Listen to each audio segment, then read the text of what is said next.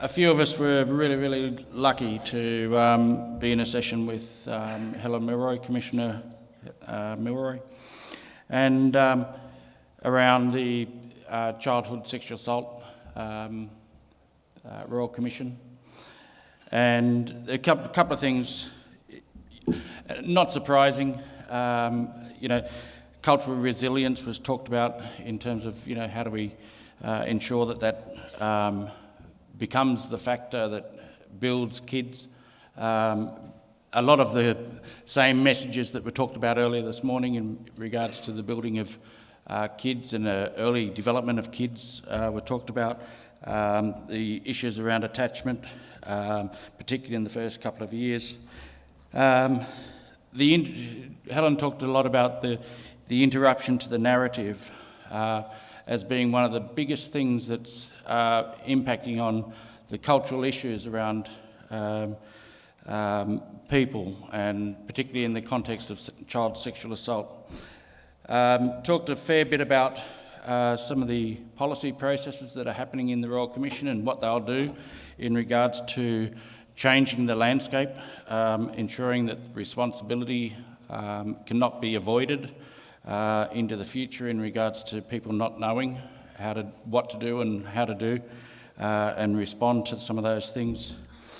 The disruption to and trauma and violation were certainly talked about in the context of the personal space in which childhood sexual assault happens, which is in some ways different to other forms of trauma and violence.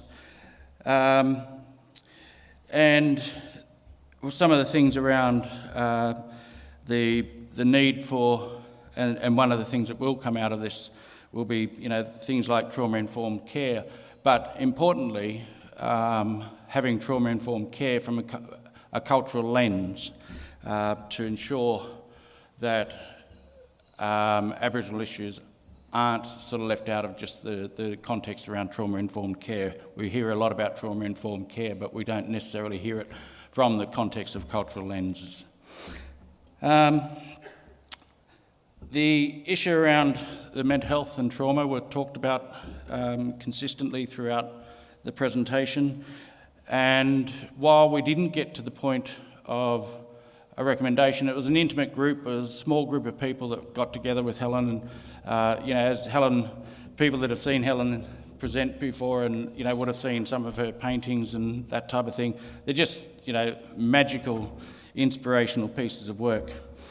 But if we didn't get to the point of the recommendations and that type of thing, except to say that I don't think it would be in disagreement that there needs to be more work, obviously, in regards to the relationship of childhood sexual assault and the issues around trauma, the issues around mental health care, and the broader issues around prisons and so forth, to ensure that there is the issues around childhood sexual assault are absolutely central to some of the processes of asking questions, ensuring that good information is happening for services to be informed about what is happening for the person, as opposed to just looking at issues around violence, as opposed to just looking at issues around isolation and those types of things. So trying to connect some of those things up.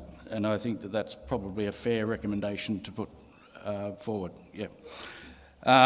Helen will talk, no doubt, this afternoon in the panel, and she's got some information around some cut-off dates and that, but I'll leave that to Helen.